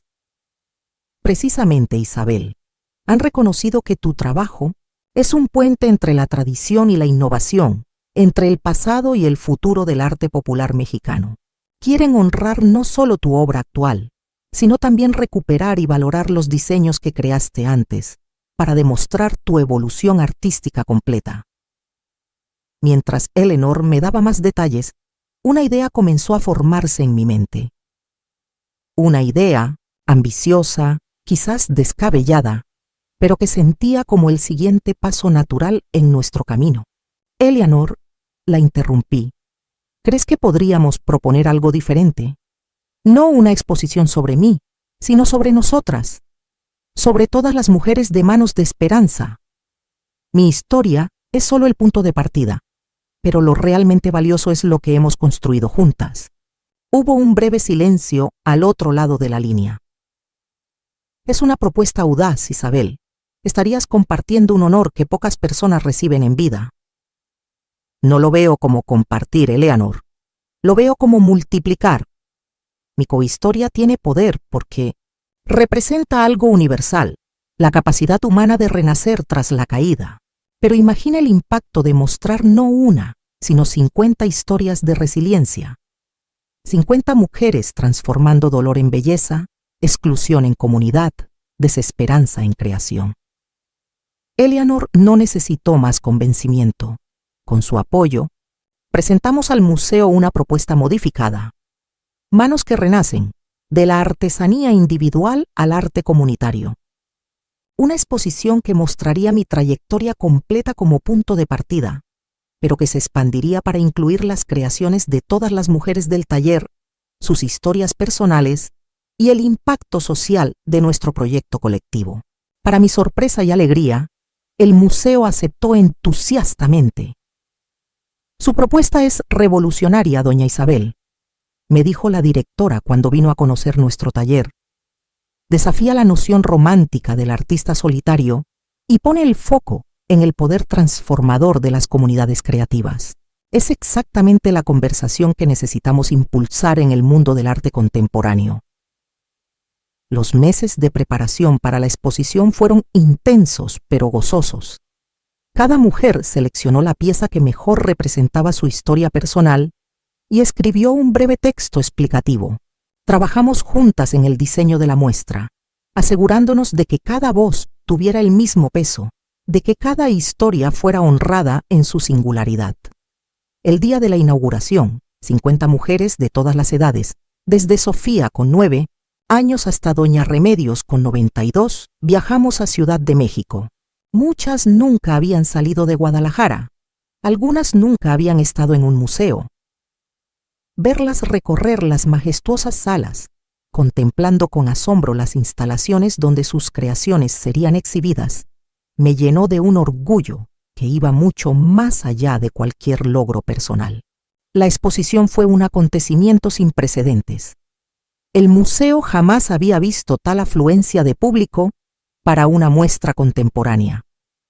Personas de todos los estratos sociales hacían fila para ver nuestro trabajo, desde académicos y críticos, de arte hasta familias humildes que nunca antes habían entrado a un museo, pero que se sentían representadas en nuestras historias. Lo más significativo para mí fue la reacción de las artesanas tradicionales de diversas regiones de México que vinieron a ver la exposición. Mujeres tzeltales de Chiapas, purépechas de Michoacán, huicholes de Nayarit, todas acercándose a nosotras con lágrimas en los ojos, reconociendo en nuestra lucha la suya propia. Ustedes han abierto una puerta, me dijo una maestra tejedora zapoteca, tomando mis manos entre las suyas. Han mostrado que nuestro arte no está congelado en el pasado, que puede evolucionar, hablar de nuestras vidas actuales, de nuestros desafíos contemporáneos, sin perder su esencia. El día del cierre de la exposición, recibimos la visita que menos esperaba. Un grupo de mujeres jóvenes acompañadas por un hombre mayor que reconocí inmediatamente, Enrique Gutiérrez. Se veía más frágil que la última vez que lo vi, en Santa Fe, apoyado en un bastón, pero sus ojos tenían una chispa de vida que antes no había notado. Doña Isabel, me saludó con una reverencia respetuosa. He venido con mis nietas. Quería que conocieran a la mujer que me enseñó la lección más importante de mi vida. Las jóvenes, todas estudiantes de arte según me contaron después, me miraban con una mezcla de curiosidad y admiración. Enrique las dejó recorrer la exposición, mientras él y yo nos sentábamos en una banca en el centro de la sala principal.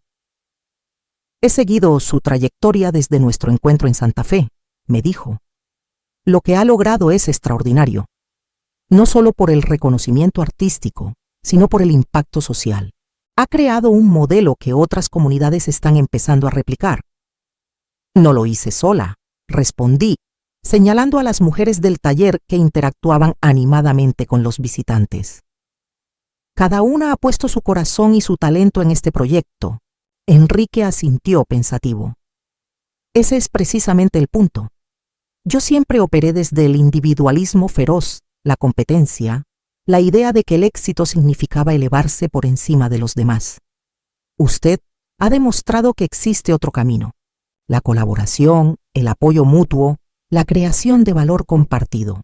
Es una lección que llegó tarde para mí, pero que espero que mis nietas aprendan temprano. Lo miré con curiosidad. Este hombre que una vez había sido el epítome de la arrogancia y la crueldad, ahora parecía genuinamente reflexivo, casi humilde. ¿Qué ha sido de su vida, señor Gutiérrez? Sonrió con cierta tristeza. Después de que mi imperio empresarial se derrumbó, pasé por una época oscura. Demasiado orgullo para pedir ayuda, demasiada vergüenza para reconocer mis errores. Pero entonces me diagnosticaron cáncer. Nada como enfrentar la mortalidad para poner las cosas en perspectiva. Lo siento mucho, dije, y lo decía en serio. No lo sienta. Esa enfermedad fue mi salvación. Me obligó a detenerme, a reflexionar sobre el hombre que había sido y el legado que dejaría. Y no me gustó lo que vi. Hizo una pausa, mirando a sus nietas que observaban fascinadas un telar en el que Lucía demostraba técnicas de tejido. Ahora dedico el tiempo que me queda a reparar lo que puedo. He establecido una fundación para apoyar a artesanos tradicionales, especialmente mujeres. No puedo deshacer el daño que causé, pero puedo intentar equilibrar la balanza. Sus palabras me conmovieron más de lo que esperaba. No porque necesitara su arrepentimiento para sentirme completa. Esa etapa de mi vida había quedado atrás, hace mucho, sino porque demostraban que la transformación era posible incluso para alguien que parecía irredemable. Si Enrique Gutiérrez podía cambiar, verdaderamente cualquiera podía. Le deseo paz, señor Gutiérrez, le dije con sinceridad, y me alegra que haya encontrado un propósito que lo conecte con valores más profundos que el dinero y el poder. Gracias, doña Isabel. Su generosidad de espíritu siempre fue su mayor fortaleza, incluso cuando yo fui demasiado ciego para verlo. Nos despedimos sin rencores, como dos ancianos que han vivido lo suficiente para comprender que el perdón no es debilidad, sino la forma más elevada de sabiduría. Esa noche, de regreso en el hotel donde nos hospedábamos todas las mujeres del taller, organizamos una pequeña celebración. Con música, comida casera, que habíamos traído desde Guadalajara, y el orgullo de haber conquistado la capital, con nuestra arte humilde pero poderoso. En medio de la alegría, María Elena propuso un brindis. Por doña Isabel, dijo, levantando su vaso, quien nos enseñó que cuando la vida te quita algo, no es el final sino el comienzo de algo más grande y hermoso. Todas levantaron sus vasos, pero yo alcé mi mano en señal de detención. No, mijitas, por todas nosotras, por manos de esperanza, porque juntas somos mucho más fuertes que cualquiera de nosotras sola. Y porque hemos demostrado que la verdadera riqueza no está en lo que posees, sino en lo que creas, en lo que compartes y en las vidas que tocas en el camino. Entre lágrimas y risas, celebramos no solo nuestro éxito público, sino algo mucho más valioso. La familia que habíamos formado, el futuro que estábamos construyendo para las niñas que nos seguirían, y la dignidad que nadie podría volver a arrebatarnos. 3 años han pasado desde aquella exposición en el Museo Nacional. A mis 83 años, mis manos ya no son tan ágiles como antes, pero mis ojos siguen viendo posibilidades donde otros ven solo desechos, y mi corazón sigue latiendo con la pasión de crear y compartir. Manos de Esperanza ha crecido más allá de mis sueños más optimistas. Lo que comenzó como un pequeño taller en un patio trasero, es ahora una cooperativa reconocida internacionalmente, con sede propia en el Centro Histórico de Guadalajara. un edificio antiguo de 2 pisos que restauramos entre todas, conservando su esencia colonial, pero adaptándolo a nuestras necesidades. En la planta baja tenemos la galería tienda donde vendemos nuestras creaciones y explicamos a los visitantes la filosofía detrás de nuestro trabajo. En el primer piso están los talleres, espacios luminosos donde mujeres de todas las edades trabajan juntas, compartiendo técnicas, historias y sueños. Y en la azotea, mi lugar favorito, hemos creado un jardín comunitario donde cultivamos algunas de las plantas que utilizamos para teñir nuestros textiles y donde a veces simplemente nos sentamos a contemplar el atardecer sobre las cúpulas de las iglesias cercanas. Pero lo más valioso que hemos construido no es físico. Es el modelo de trabajo colaborativo, la red de apoyo, la transmisión intergeneracional de conocimientos. Mujeres que jamás habrían tenido acceso a educación formal ahora manejan conceptos de economía, administración, diseño. Niñas que habrían abandonado la escuela para trabajar o casarse temprano ahora tienen becas. Horizontes expandidos, la certeza de que su valor no depende de su apariencia o su capacidad reproductiva, sino de su creatividad y su determinación. Una tarde de septiembre, mientras supervisaba un taller para jóvenes del barrio, recibí una visita inesperada. Una mujer elegante, de unos 40 años, acompañada por una adolescente que llevaba una cámara profesional. «Disculpe, ¿es usted doña Isabel Martínez?», preguntó con acento extranjero. «La misma que viste y calza», respondí con una sonrisa, apartando el telar en el que trabajaba. «¿En qué puedo ayudarla?». «Soy Amara Okafor, de la Fundación Mundial de Artes Tradicionales», se presentó estrechando mi mano. «Y esta es mi hija Sara, quien está documentando nuestro viaje por Latinoamérica». La joven me saludó con un respetuoso movimiento de cabeza, y noté que sus ojos recorrían con admiración las obras que colgaban en las paredes del taller. «Hemos venido porque su modelo de cooperativa artística está siendo estudiado en universidades de todo el mundo como un ejemplo de empoderamiento económico femenino y preservación cultural innovadora», continuó Amara. «La Fundación está interesada en documentar su historia y posiblemente replicar aspectos de su modelo en comunidades de África y Asia». Sentí un escalofrío recorrer mi espalda. Nuestro pequeño proyecto nacido de la desesperación y la necesidad, ahora estudiado internacionalmente, era difícil de procesar. «Es un honor», dije con sinceridad, «pero debo aclarar que lo que hemos construido aquí no es obra de una sola persona. Cada mujer en esta cooperativa ha aportado su visión, su talento, sus ideas. Lo que ven es el resultado de muchas manos y muchos corazones trabajando juntos». Amara sonrió, como si mi respuesta confirmara algo que ya sabía. «Precisamente por eso estamos aquí, doña Isabel. La auténtica sostenibilidad solo se logra cuando un proyecto trasciende a su fundador y se convierte en una visión compartida. Ustedes lo han logrado y queremos aprender cómo». Les invité a recorrer las instalaciones. Mientras caminábamos, les presenté a las mujeres que trabajaban en diferentes secciones. Lucía, ahora directora creativa y responsable de nuestra línea de moda sostenible. María Elena, coordinadora de producción y maestra principal. Mi nieta Sofía, de 12 años, que había desarrollado una técnica propia de teñido con plantas locales. Y tantas otras, cada una con su historia de superación, cada una aportando su singularidad al proyecto colectivo.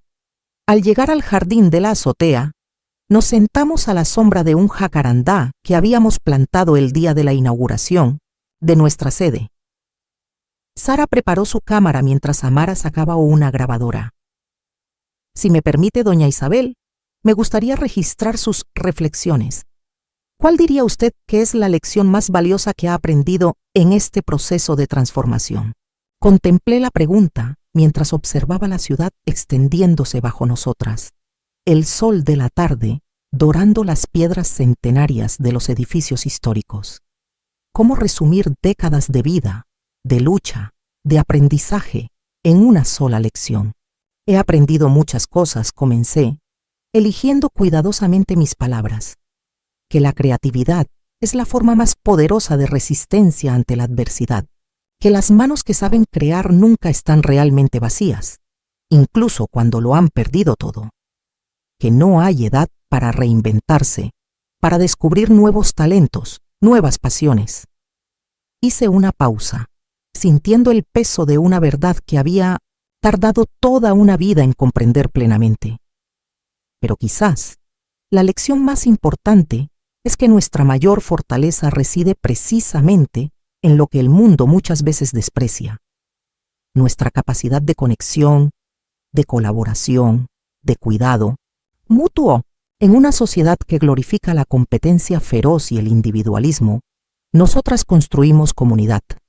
Y esa ha sido nuestra verdadera revolución. Amara asintió, escribiendo rápidamente en su cuaderno. ¿Y qué diría a las mujeres jóvenes que enfrentan sus propios desafíos, que sienten que el sistema está diseñado para hacerlas fracasar? Pensé en mi nieta Sofía, en Lucía, en todas las jóvenes que formaban parte de nuestro taller. ¿Qué quería realmente legarles, además de técnicas artísticas y oportunidades económicas?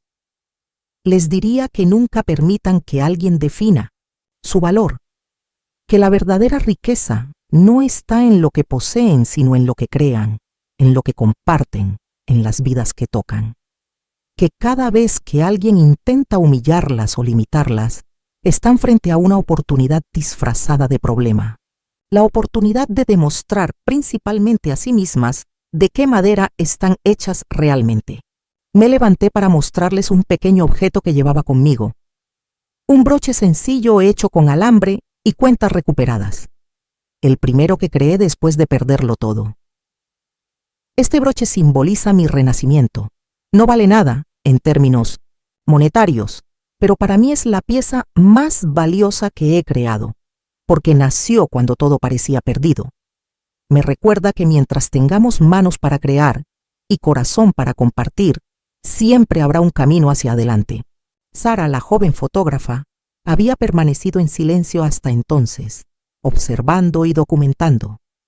De pronto, habló con una voz suave pero clara.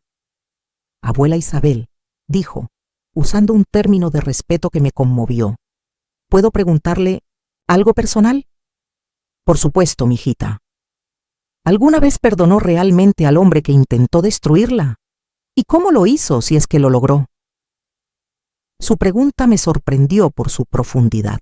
No era la curiosidad superficial que suelen mostrar los periodistas, sino una pregunta nacida de una necesidad genuina de comprender. «El perdón», dije después de un momento de reflexión, «no es algo que ocurre de una vez. Es un proceso que se renueva cada día. Durante mucho tiempo pensé que perdonar significaba olvidar, o peor aún, justificar lo injustificable.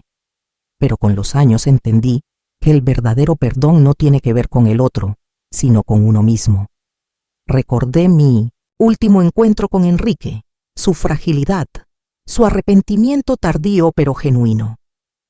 Perdonar no significa decir que lo que te hicieron está bien. Significa decir que no permitirás que lo que te hicieron determine quién eres, en quién te convertirás.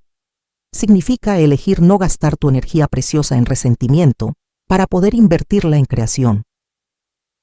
Sara asintió, sus ojos brillantes, de emoción contenida. «Estoy pasando por algo difícil ahora mismo», confesó. Sus palabras son exactamente lo que necesitaba escuchar. Le tomé las manos entre las mías, observando su juventud, su belleza, su vulnerabilidad y su fuerza, todo mezclado en ese rostro que apenas comenzaba a definirse. «Recuerda siempre, mijita, que las grietas son por donde entra la luz. Las heridas más profundas, si las abordamos con honestidad y coraje, se convierten en nuestras mayores fuentes de sabiduría y compasión. No hay desperdicio en el dolor si aprendemos a transformarlo en algo que ayude a otros a encontrar su propio camino en la oscuridad». En ese momento, una bandada de palomas levantó vuelo desde la plaza cercana, sus alas blancas destacando contra el cielo que comenzaba a teñirse de rosa y naranja. Los ojos de Sara siguieron su trayectoria, y en su rostro vi reflejado algo que reconocí inmediatamente. Esperanza. La misma esperanza que me había mantenido viva en mis momentos más oscuros, la misma esperanza que había transformado un pequeño acto de creación en un movimiento que ahora inspiraba a personas de todo el mundo. La vida no nos promete justicia, mijita, continué, sintiendo que mis palabras ya no eran solo para ella, sino para todas las almas jóvenes que enfrentarían sus propias batallas. Nos promete oportunidades para crear justicia, para construir belleza donde antes había destrucción, para tender puentes donde otros levantan muros. Y esa, quizás, es la lección más valiosa que puedo compartir después de 83 años de caminar sobre esta tierra, que el poder más grande que tenemos no es el de destruir, sino el de transformar. Y ese poder nadie puede quitárnoslo jamás. El tiempo pasa de manera extraña cuando envejeces. Los días se hacen largos, pero los años cortos. Acontecimientos que parecían trascendentales se desvanecen en la memoria, mientras que pequeños momentos, una sonrisa, una palabra amable, la textura de un tejido bajo tus dedos, permanecen vívidos como si hubieran ocurrido ayer. Han pasado 5 años desde aquel encuentro en la azotea con Amara y Sara. Manos de Esperanza ha continuado floreciendo, extendiendo sus raíces y ramas mucho más allá de lo que jamás imaginé. Lo que comenzó como un pequeño taller de mujeres desplazadas es ahora una red internacional de cooperativas artísticas, femeninas, con nodos en Guatemala, Colombia, Brasil y hasta en comunidades remotas de Kenia y Nepal. Mi papel ha ido cambiando con los años. Ya no puedo trabajar largas horas. Mis dedos ya no tienen la precisión que alguna vez tuvieron, pero he encontrado una nueva vocación como narradora, como guardiana de historias. 3 días a la semana, me siento en un cómodo sillón en el área central del taller, rodeada de mujeres jóvenes que trabajan mientras escuchan. Les cuento sobre los viejos tiempos, sobre técnicas antiguas que aprendí de mi abuela Lupe, sobre los desafíos que enfrentamos para construir lo que ahora disfrutan. No son solo historias de nuestro taller, son historias de mujeres de todo México, de toda Latinoamérica. Mujeres que han resistido la colonización, la explotación, la violencia, el olvido. Mujeres que han preservado conocimientos ancestrales a pesar de todos los intentos de borrarlos. Mujeres que, como yo, encontraron en la creatividad no solo un medio de subsistencia, sino una forma de resistencia, de afirmación de su dignidad inherente. Abuela Isabel, me preguntó una joven aprendiz hace poco, ¿nunca se cansa de contar las mismas historias? Sonreí, reconociendo la impaciencia propia de la juventud. No son las mismas historias, mijita, le respondí. Cada vez que las cuento cambian un poco, igual que tú cambias cada día. Y cada persona las escucha de manera diferente, encontrando en ellas lo que necesita en ese momento. Hace unos meses, recibí una carta que me conmovió profundamente. Era de Sara, la joven fotógrafa que había conocido años atrás. Me contaba que nuestra conversación en la azotea había cambiado el curso de su vida. Inspirada por nuestra cooperativa, había regresado a su aldea natal en Nigeria y había fundado un colectivo similar con mujeres locales, utilizando técnicas tradicionales de tejido para crear piezas contemporáneas que ahora se vendían en Men's, galerías de Lagos y Londres. Sus palabras sobre transformar el dolor en belleza me dieron la fuerza que necesitaba para enfrentar mi propio pasado traumático, escribía. Ahora entiendo que las cicatrices no son solo marcas de dolor, sino mapas que muestran dónde hemos estado y lo fuerte que más hemos tenido que ser. Adjuntó a su carta una fotografía. Un grupo de mujeres sonrientes frente a un edificio sencillo, pero digno, con un letrero que decía Manos de Esperanza, Nigeria. Verlas allí, tan lejos geográficamente pero tan cerca en espíritu, me llenó de una alegría indescriptible. Mi sufrimiento personal Mi pequeña historia de caída y renacimiento había trascendido fronteras, lenguas, culturas, para inspirar a otras mujeres a encontrar su propio camino hacia la liberación y la dignidad. Estas pequeñas victorias, estos ecos de nuestro trabajo llegando a rincones inesperados del mundo, son lo que hace que cada día valga la pena, incluso cuando mi cuerpo empieza a fallar, cuando la vejez cobra su inevitable tributo. Una mañana, reciente mientras supervisaba la inauguración de nuestra nueva área educativa, un espacio dedicado a talleres para niñas y adolescentes en situación vulnerable, sentí un ligero mareo. Me apoyé en la pared para no caer, pero no pasó desapercibido para María Elena, siempre atenta. «Doña Isabel, ¿se siente bien?», preguntó, preocupación genuina en su voz. «Solo un poco cansada, mijita», respondí, aunque ambas sabíamos que era más que eso. Los médicos habían sido claros en mi última visita. Mi corazón estaba desgastado, como una pieza de tela fina que ha sido lavada demasiadas veces. Tantas emociones fuertes en un día, añadí con una sonrisa para tranquilizarla. Esa noche, sentada en el porche de mi casa, mientras observaba el cielo estrellado, reflexioné sobre la mortalidad, sobre el tiempo finito que todos tenemos en esta tierra. No sentía miedo ni tristeza, solo una profunda gratitud por haber vivido lo suficiente para ver el círculo completarse. Desde aquella mañana terrible en que Enrique me arrebató todo, hasta este presente abundante donde nuestro trabajo inspira a mujeres en todo el mundo. «¿Has visto todo esto, Miguel?», susurré a mi esposo ausente, como lo hago cada noche antes de dormir. ¿Quién hubiera imaginado que tu Isabelita llegaría tan lejos? Todo lo que construimos juntos no se perdió. Solo se transformó en algo más grande, más resistente. La semana pasada recibimos una visita que cerró definitivamente un capítulo de mi vida. Patricia Ramírez, la abogada que había acompañado a Enrique el día de mi desalojo, vino al taller. No era la primera vez que nos visitaba. Desde nuestro reencuentro en la exposición del Museo Nacional, había estado en contacto, ofreciendo asesoría legal pro bono a nuestra cooperativa. Una forma de redimir su participación en mi humillación años atrás. Pero esta vez era diferente. Vino a informarme que Enrique Gutiérrez había fallecido. Fue pacífico, me dijo, mientras compartíamos un café en el jardín de la azotea. En sus últimos años, dedicó gran parte de su fortuna remanente a apoyar a artesanos tradicionales. Su fundación continuará ese trabajo. Sentí una extraña mezcla de emociones, un eco distante del dolor que alguna vez me causó, cierta tristeza por una vida que había encontrado su propósito demasiado tarde, y una profunda sensación de cierre, como si un libro largo y complicado finalmente llegara a su última página. ¿Sabe, licenciada?, dije después de un momento de silencio.